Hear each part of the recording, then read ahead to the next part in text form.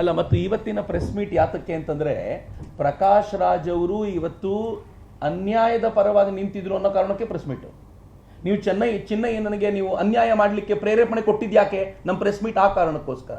ನೀವು ಚಿನ್ನಯ್ಯನಿಗೆ ಹಣ ಕೊಡ್ತೀನಿ ಅಂತ ಹೇಳಿದ್ಯಾಕೆ? ನಾನು ತಬ್ಬಿಕೊಳ್ತೀನಿ ಅಂತ ಹೇಳಿದ್ಯಾಕೆ? ಅವನು ಚಿನ್ನಯ್ಯ ಸುಳ್ಳು ಹೇಳಲಿಕ್ಕಿದ್ದಾನೆ ಅಂತ ಗೊತ್ತಿದ್ದಾಗ್ಲೂ ಕೂಡ ಅವನಿಗೆ ಹಿಂಗೆ ಪ್ರೇರಣೆ ಕೊಡುದು. ಇನ್ನೂ ಹೆಚ್ಚಿನ ಗಂಭೀರವಾದ ಸಂಗತಿ ಚಿನ್ನಯ್ಯ ಹೇಳಿರೋದೇನು ಅಂತಂದ್ರೆ, ಚಿನ್ನಯ್ಯ ಹೇಳಿದಾನೆ, ಗಿರೀಶ್ ಮಟ್ಟಣ್ಣನವರು ಹೇಳಿದಂತೆ ನೀನು ಹೇಳಿದರೆ ನಾನು 29ನೇ ತಾರೀಕು ಬಂದು ನಿನ್ನನ್ನು ತಬ್ಕೊಳ್ತೀನಿ. ಹೇಳಿದಂತೆ ಹೇಳೋದೇನು? ಏನ್ ನಡೆದಿದೆಯೋ ಅದನ್ನು ಹೇಳು ಅಂತ ಹೇಳಿದಿದ್ರೆ ಅದು ನ್ಯಾಯ ಆಗಿರ್ತಿತ್ತು. ಇದು ನ್ಯಾಯ ಅಲ್ಲ, ಇದು ಅನ್ಯಾಯ. ಪ್ರಕಾಶ್ ರಾಜ್ ತನ್ನ ಗಿರೀಶ್ ಅವರ ತಲೆಯಲ್ಲಿರುವಂತ ಸಂಗತಿಯನ್ನ ಚಿನ್ನಯ್ಯನ ಬಾಯಲ್ಲಿ ಹೇಳಿಸ್ಲಿಕ್ಕೆ ಪ್ರಯತ್ನ ಪಡ್ತಿದ್ದಾರಲ್ಲ, ಇದು ಅನ್ಯಾಯ ಅಂತ. ನಾವಿವತ್ತು ಬಂದು ಕೂತಿರೋದು ಅನ್ಯಾಯದ ವಿರುದ್ಧವೇ. ಪ್ರಕಾಶ್ ರಾಜ್ ನ್ಯಾಯದ ಪರವಾಗಿ ದನಿ ಎತ್ತಿದ್ ಯಾವತ್ತೂ ಇಲ್ಲ. ಎಲ್ಲವೂ ಈ ತರದ ಸಂಗತಿಗಳೇ. ಅದನ್ನ ಅವ್ರು ನ್ಯಾಯ ಅಂತ ಕರ್ಕೊಳ್ತಾರೆ ಅಷ್ಟೇ. ಇವತ್ತು ಇದಕ್ಕೊಂದು ಹೊಸ ನರೇಟಿವ್ ಕ್ರಿಯೇಟ್ ಮಾಡುವಂತ ಪ್ರಯತ್ನ ಮಾಡ್ತಿದ್ದಾರೆ. ಬಟ್ 100% ಅನ್ಯಾಯದ ವಿಚಾರ ಏನಿದೆಯೋ ಅವರದ್ದು, ಅದನ್ನೇ ನಾವು ಎತ್ತು ಪ್ರಶ್ನೆ ಮಾಡ್ತಾ ಇರೋದು. ಅಲ್ಲ, ಮತ್ತು ಇವತ್ತಿನ ಪ್ರೆಸ್ ಮೀಟ್ ಯಾತಕ್ಕೆ ಅಂತಂದ್ರೆ ಪ್ರಕಾಶ್ ರಾಜ್ ಅವರು ಇವತ್ತು ಅನ್ಯಾಯದ ಪರವಾಗಿ ನಿಂತಿದ್ರು ಅನ್ನೋ ಕಾರಣಕ್ಕೆ ಪ್ರೆಸ್ ಮೀಟ್.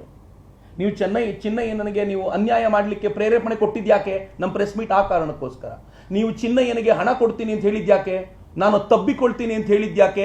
ಅವನು ಚಿನ್ನಯ್ಯ ಸುಳ್ಳು ಹೇಳಲಿಕ್ಕಿದ್ದಾನೆ ಅಂತ ಗೊತ್ತಿದ್ದಾಗ್ಲೂ ಕೂಡ ಅವನಿಗೆ ಹಿಂಗೆ ಪ್ರೇರಣೆ ಕೊಡುದು. ಇನ್ನೂ ಹೆಚ್ಚಿನ ಗಂಭೀರವಾದ ಸಂಗತಿ ಚಿನ್ನಯ್ಯ ಹೇಳಿರೋದೇನು ಅಂತಂದ್ರೆ, ಚಿನ್ನಯ್ಯ ಹೇಳಿದಾನೆ, ಗಿರೀಶ್ ಮಟ್ಟಣ್ಣನವರು ಹೇಳಿದಂತೆ ನೀನು ಹೇಳಿದರೆ ನಾನು 29ನೇ ತಾರೀಕು ಬಂದು ನಿನ್ನನ್ನು ತಬ್ಕೊಳ್ತೀನಿ. ಹೇಳಿದಂತೆ ಹೇಳೋದೇನು?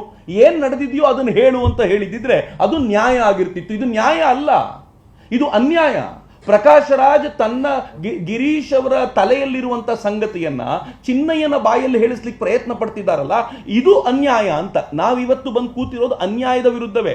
ಪ್ರಕಾಶ್ ರಾಜ್ ನ್ಯಾಯದ ಪರವಾಗಿ ದನಿ ಎತ್ತಿದ್ ಯಾವತ್ತೂ ಇಲ್ಲ. ಎಲ್ಲವೂ ಈ ತರದ ಸಂಗತಿಗಳೇ. ಅದನ್ನ ಅವ್ರು ನ್ಯಾಯ ಅಂತ ಕರ್ಕೊಳ್ತಾರೆ ಅಷ್ಟೇ. ಇವತ್ತು ಇದಕ್ಕೊಂದು ಹೊಸ ನರೇಟಿವ್ ಕ್ರಿಯೇಟ್ ಮಾಡುವಂತ ಪ್ರಯತ್ನ ಮಾಡ್ತಿದ್ದಾರೆ. ಬಟ್ 100% ಅನ್ಯಾಯದ ವಿಚಾರ ಏನಿದೆಯೋ ಅವರದ್ದು, ಅದನ್ನೇ ನಾವು ಎತ್ತು ಪ್ರಶ್ನೆ ಮಾಡ್ತಾ ಇರೋದು. ಅಲ್ಲ, ಮತ್ತು ಇವತ್ತಿನ ಪ್ರೆಸ್ ಮೀಟ್ ಯಾತಕ್ಕೆ ಅಂತಂದ್ರೆ ಪ್ರಕಾಶ್ ರಾಜ್ ಅವರು ಇವತ್ತು ಅನ್ಯಾಯದ ಪರವಾಗಿ ನಿಂತಿದ್ರು ಅನ್ನೋ ಕಾರಣಕ್ಕೆ ಪ್ರೆಸ್ ಮೀಟ್. ನೀವು ಚಿನ್ನಯ್ಯನಿಗೆ ನೀವು ಅನ್ಯಾಯ ಮಾಡಲಿಕ್ಕೆ ಪ್ರೇರೇಪಣೆ ಕೊಟ್ಟಿದ್ಯಾಕೆ? ನಮ್ಮ ಪ್ರೆಸ್ ಮೀಟ್ ಆ ಕಾರಣಕ್ಕೋಸ್ಕರ. ನೀವು ಚಿನ್ನಯ್ಯನಿಗೆ ಹಣ ಕೊಡ್ತೀನಿ ಅಂತ ಹೇಳಿದ್ಯಾಕೆ? ನಾನು ತಬ್ಬಿಕೊಳ್ತೀನಿ ಅಂತ ಹೇಳಿದ್ಯಾಕೆ?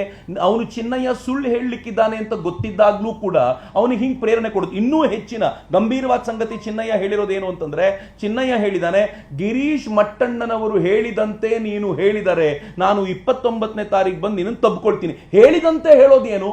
ಏನ್ ನಡೆದಿದೆಯೋ ಅದನ್ನು ಹೇಳು ಅಂತ ಹೇಳಿದಿದ್ರೆ ಅದು ನ್ಯಾಯ ಆಗಿರ್ತಿತ್ತು. ಇದು ನ್ಯಾಯ ಅಲ್ಲ, ಇದು ಅನ್ಯಾಯ.